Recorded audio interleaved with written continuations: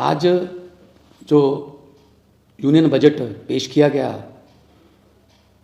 माननीय वित्त मंत्री साहिबा के द्वारा, बड़े दुख से कहना पड़ रहा है कि उसमें पंजाब का कोई नामो निशानी नहीं है।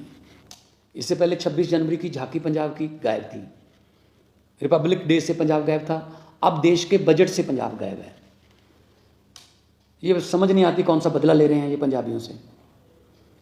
हमने, क्योंकि बॉर्डर स्टेट है, हमने 1000 करोड़ रुपए की मांग की थी कि बीएसएफ उनको अपग्रेड करने के लिए, मॉडर्नाइजेशन करने के लिए बॉर्डर की, क्योंकि ड्रोन वगैरह बहुत आते हैं, एंटी ड्रोन सिस्टम लॉन्च करने के लिए, उसका नाम भी नहीं लिया गया। हमने प्री बजट जो डिमांड्स मांगते हैं राज्यों से, हमने उसमें मेंशन किया था कि वंदे भारत श्री अमृतसर साहब से और बठिंडा से जो है दिल्ली के लिए, उसका नाम भी नहीं लिया गया। जब मैं बतौर मेंबर पार्लियामेंट वहाँ लोकसभा में था तो मैंने एक आइडिया दिया था जो कि रेलवे मंत्री साहब ने एक्सेप्ट भी किया था कि रिलीजियस टूरिज्म के लिए बहुत एक 5 तख्तों को जोड़ने वाली एक ट्रेन चले, जो अभी तो जो श्री अमृतसर से नांदेड़ साहब जाती है उसकी 2-2 महीने की बुकिंग है। अगर आप श्री अकाल तख्त साहब से तख्त श्री केसगढ़ साहब तक, अगला पड़ाव जो है तख्त श्री पटना साहब तक, उससे अगला पड़ाव तख्त श्री हजूर साहब नांदेड़, उससे अगला पड़ाव जो है वो तलवंडी साबो का हो और वापस फिर अकाल तख्त साहब। तो ये ऐसी ट्रेन जिसमें लाखों जो एनआरआईज भी हैं वो भी 5 तख्तों के दर्शन करना चाहते हैं, लेकिन उनको बहुत दिक्कत होती है, कोई नामो निशान नहीं है उसका। और कोई एमएसपी, नई फसल पे कोई एमएसपी नहीं दी गई है। हमने कहा था कि 1500 रुपये पर एकड़ जो पराली जलाने की समस्या है उसमें 1500 रुपये पर एकड़ सेंटर दे दे, बाकी हम दे देंगे, लेकिन उसका भी नाम नहीं लिया गया। किसानों को तो मतलब अपने हाल पे छोड़ दिया गया, किस्मत पे छोड़ दिया गया है।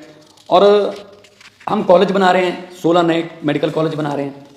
इन्होंने कहा है कि जी कि नर्सिंग कॉलेज खोलेंगे, कब से खोलेंगे, कब से वो चल रहे होंगे, कोई उसमें डिटेल नहीं है।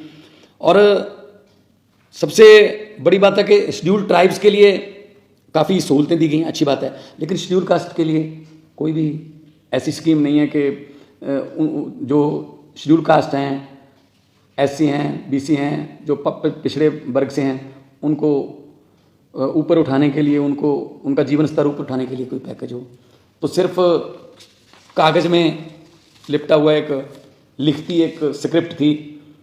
इससे पहले भी बजट में पेश कहा गया था आने वाले 2023 में, 2024 में हम किसानों की आय दुगनी कर देंगे। कहाँ दुगनी की है आय उनकी? एमएसपी के नाम से तो ये सरकार, मेरे ख्याल में सेंट्रल सरकार जो है चिढ़ती है। तो किसानों से एक किस्म का बदला लिया गया है, क्योंकि उन्होंने आंदोलन किया था, इतना बड़ा आंदोलन किया था, तो किसानों के बारे में कुछ नहीं बोला गया, कोई एमएसपी नहीं दी गई। और पंजाब एक बॉर्डर स्टेट है, हमें बहुत चैलेंजेस हैं। हमारी पुलिस को अपग्रेड करने के लिए, हमारे बॉर्डर को अपग्रेड करने के लिए हमने एक सजेशन दिया था कि जो तार के पार 3-3, 4-4 किलोमीटर तार के पार ज़मीन है, क्यों ना तार को हम 200 मीटर तक ले जाएं। इंटरनेशनल लॉ है कि 150 मीटर तक आप लेके जा सकते हो, लेकिन हम कहते हैं 200 मीटर तक ही ले जाओ, ताकि जो तार के पार जिनकी ज़मीन है वो किसान जो हैं उनको आई कार्ड दिखा के, और बीएसएफ का भी टाइम उनकी फिस्किंग में, तलाशी लेने में जाता है, बीएसएफ खुद जाती है खेती करवाने के लिए, तो कि 200 मीटर तक तार ले जाएं तो बहुत सी ज़मीन जो है वो तार से इधर आ जाएगी, बहुत किसानों को फ़ायदा हो जाएगा। उसका कोई मेंशन नहीं किया गया। तो मुझे तो लगता है ये कोई बदला ले रहे हैं पंजाब से, लेकिन पंजाब जो है वो एक ऐसी स्टेट है जिसने 90% कुर्बानियाँ देश को आज़ाद करवाने में और अभी भी देश की आज़ादी को कायम रखने में हम कुर्बानियाँ दे रहे हैं। तो ऐसा पंजाब के साथ अन्याय जो है वो अच्छा नहीं है। और हम जब डिमांड फॉर ग्रांट्स बजट पे डिबेट चलेगी तो हमारे जो साथी सांसद हैं राज्यसभा में, हम ये बातें माननीय वित्त मंत्री जी को याद कराएंगे कि पंजाब को आप देश का हिस्सा मानो, पंजाब को देश में से मनफी नहीं कर सकते, क्योंकि पंजाबी हैं जो पूरे देश को खाना भी खिलाते हैं, पंजाबी हैं जिन्होंने हरा इनकलाब ला के देश को अनाज के मामले में जो आत्मनिर्भर बनाया था। तो अब उनको ऐसे छोड़ना, लावार छोड़ना अच्छी बात नहीं।